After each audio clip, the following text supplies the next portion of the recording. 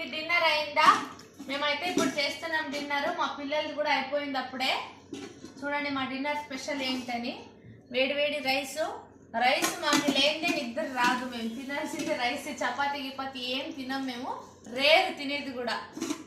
చపాతీ తిన్నా కూడా రైస్ ఉండాల్సిందే. వేడి వేడి మునక్కాయల సాంబార్. ఎంతమందికి మునక్కాయల సాంబార్ అంటే ఇష్టం కామెంట్ చేయండి. దాంట్లోకి అప్పడాలు, సొండిగిలు. ఇది మా డిన్నర్ స్పెషల్. మేమిద్దరు, నేను మా ఆయన వెయిట్ చేస్తున్నాం తినేదానికి. మా పిల్లలది అయిపోయింది అప్పుడే.